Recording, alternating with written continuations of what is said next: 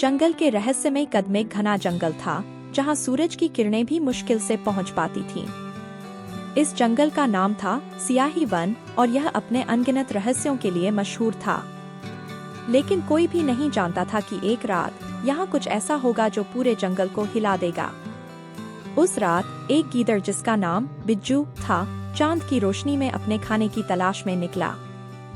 हर कदम के साथ पत्तों की सरसराहट और उल्लू की आवाजें जंगल की खामोशी को तोड़ रही थीं।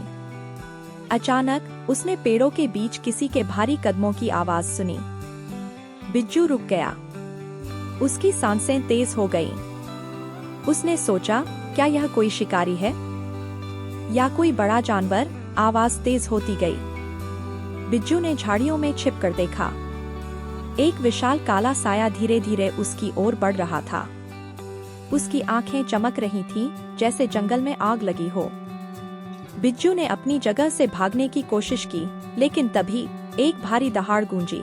वह साया एक बड़ा बाघ था, जिसका नाम अंधेरा था। जंगल के जानवरों के बीच उसकी कहानियां मशहूर थीं। कहा जाता था कि जो भी उसे देखता है वह वापस नहीं लौटता। लेकिन अंधेरा चुप था। वह बिज्जू को देखता रहा, जैसे कुछ कहना चाहता हो।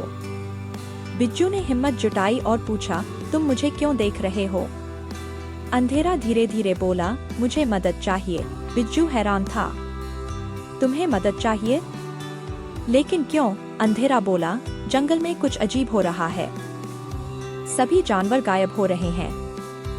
मैं आखिरी बड़ा शिकारी बचा हूँ। अचानक हवा में एक तेज सीटी गूंजी। अंधेरा सतर्क हो गया। झाड़ियों से रोशनी चमकी और कुछ इंसान बंदूकों के साथ बाहर आए।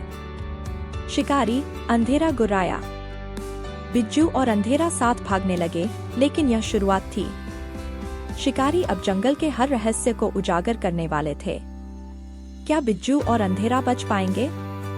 क्या शिकारी जंगल के रहस्यों को उजागर करेंगे? यह तो समय ही बताएगा। जंगल के कदम हमेशा रहस्यमयी होते हैं। क्या आप सियाही वन के अंधेरे में जाने की हिम्मत रखते हैं?